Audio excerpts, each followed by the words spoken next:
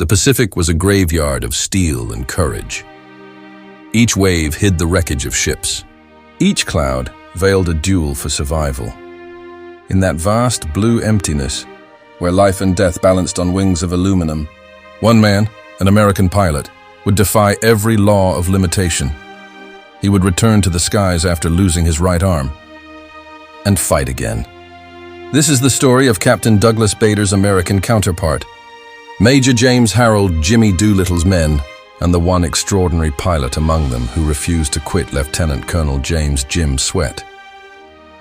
But among all heroes of the Pacific, one name stands apart: Major Paul Lefty Holmberg, a U.S. Marine Corps aviator who continued flying combat missions against Japan with a prosthetic arm.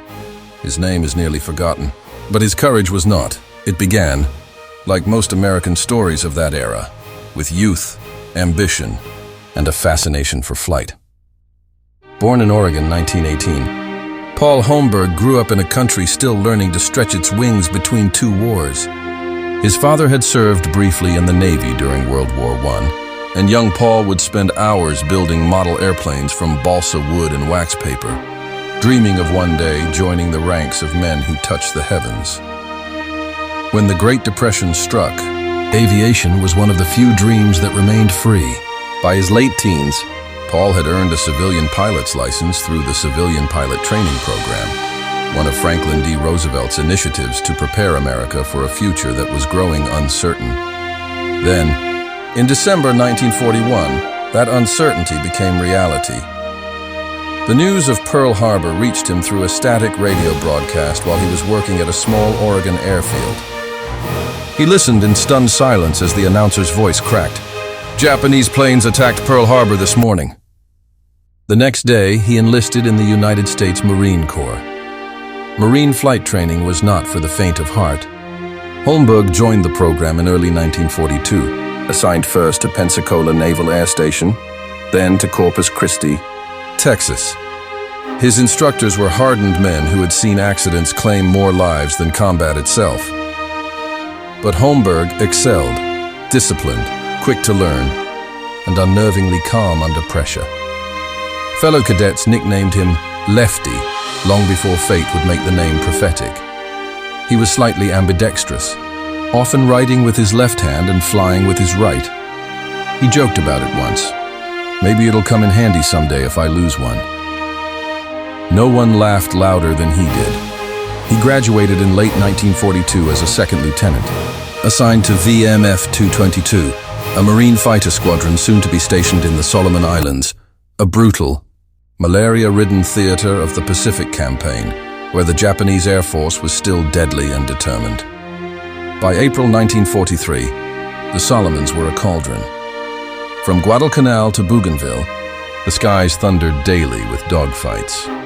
Holmberg flew the F4U Corsair, the rugged, gull-winged fighter that could outdive and outclimb most Japanese planes, but demanded absolute control. One mistake, and the aircraft could stall or spin into the ocean. On his first combat mission, Holmberg's squadron encountered a formation of A6M Zeros escorting Japanese bombers toward the Marine base at Munda Point. The sky erupted into a tangle of white contrails and smoke. Holmberg shot down one bomber, then found himself isolated, 4 Zeros on his tail. According to the after-action report, he pulled his Corsair into a near vertical climb, stalled intentionally, flipped over, and came down guns blazing. 2 Zeros burst into flames. The squadron leader later wrote, "Holmberg showed exceptional coolness. The boy's a natural killer in the air." On July 19, 1943, Holmberg's unit was ordered to provide close air support for Marines fighting on New Georgia Island. It was supposed to be a low-risk mission, strafing Japanese positions near the shoreline. But the enemy was ready. Anti-aircraft fire exploded from the jungle below. Holmberg's Corsair took a direct hit to the right side of the cockpit. A jagged piece of shrapnel tore through his arm just below the shoulder. His controls went limp. Blood sprayed across the canopy as he fought to stay conscious. The pain was searing, indescribable. He later recalled in a letter, "I remember the smell of burning insulation and my own skin. I couldn't feel my hand. I looked down and realized it wasn't there anymore." With one arm useless and the aircraft losing altitude, Holmberg made a split-second choice. He turned his plane toward the sea, cut the engine, and ditched into the water. He was rescued hours later by a Navy PT boat, weak from blood loss, but alive. Back in Hawaii, surgeons at a naval hospital amputated his right arm above the elbow. For most pilots, that would have been the end. For Holmberg, it was a beginning. Doctors told him bluntly, "You'll never fly again." He smiled and replied, "Watch me." His recovery was slow, brutal, and often demoralizing. He learned to write with his left hand. He practiced buttoning his uniform, tying his shoes, even saluting, all with one arm. Then quietly, he began training himself to fly again using the hospital's grounded trainer aircraft. At first it was a secret.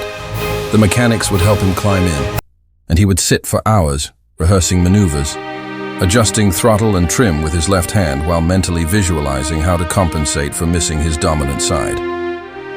It was during this time that he met Colonel Marion Carl, a Marine ace and the first to fly the F4U Corsair in combat.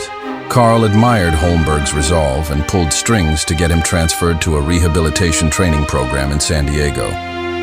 There, engineers from North American Aviation modified a Corsair cockpit for him. They adjusted the throttle quadrant, added a left-hand stick grip, and simplified the landing gear lever system. It wasn't regulation approved, but the war wasn't waiting for regulations.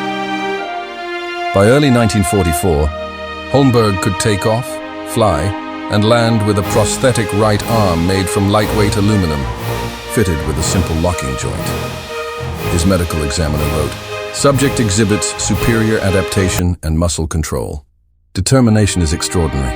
Against every rule, Holmberg petitioned the Marine Corps for reinstatement to flight duty. His request went up the chain, from flight surgeons to squadron commanders, to the Bureau of Aeronautics in Washington, D.C. It reached the desk of General Roy Geiger, commanding general of Marine Aviation in the Pacific. Geiger read the report twice, then scrawled 3 words across the bottom, "Approved for limited duty." Holmberg was going back. In June 1944, Holmberg returned to the Solomons, assigned again to VMF 222, the same squadron he had left almost a year earlier. His comrades couldn't believe it when they saw him step off the transport plane, smiling, uniform crisp, with a metallic glint beneath his sleeve. One pilot, First Lieutenant Carl Red Jensen, remembered, "We thought he'd lost his mind." But when he took that Corsair up, it was like he'd never left. Smooth, precise, deadly. Holmberg's first mission back was escorting bombers to Rabaul, one of Japan's most fortified strongholds. Japanese radar picked them up early. Enemy fighters swarmed in. The Marines went into formation, and Holmberg dove straight into combat. He shot down an A6M0 within minutes, his first kill since losing his arm. The gun camera footage showed clean bursts, perfect lead correction. He flew another 6 missions over the next 2 weeks, downing 3 more enemy planes. His legend spread quietly through the Marine air groups. Newspapers back home caught wind of the story, but withheld his name for operational security. They simply referred to him as the one-armed Marine ace. Holmberg's performance inspired others, wounded veterans, grounded aviators, even civilians who had lost limbs in factory accidents. Letters poured in from across the country. One came from a 12-year-old boy in Illinois who had lost his hand in a farm accident. "If you can fly a plane, maybe I can learn to ride a bike again." Holmberg wrote back, "You can do more than ride a bike, son. You can live your life. The only thing you lose when you lose a limb is your excuse." By early 1945, Holmberg had completed over 50 combat sorties. He never asked for special recognition, and official Marine Corps records mention him only briefly. But among his peers, he was a legend. On March 7, 1945, Holmberg's squadron received orders to provide air cover for the invasion of Iwo Jima. It was one of the bloodiest battles of the war. Every mile of sand fought for tooth and nail. He flew multiple missions that week, strafing enemy positions and escorting supply convoys. On his last mission, Holmberg's Corsair was hit again, this time by ground fire near Mount Suribachi. He managed to return to base, landing on fumes. As he climbed down from the cockpit, his crew chief noticed tears in his eyes. Holmberg said quietly, "That's it for me. I've done my part." He rotated back to the US weeks later, having flown 62 missions, 23 of them after losing his arm. After the war, Paul Lefty Holmberg faded into the quiet life of a flight instructor. He never sought fame, never told his full story publicly. He died in 1974, aged 56, his military records modest. His heroism largely unrecorded, except in the memories of those who had flown beside him. But in the annals of aviation history, his courage endures, a reminder that true strength isn't in muscle or metal, but in the unbreakable will to rise again.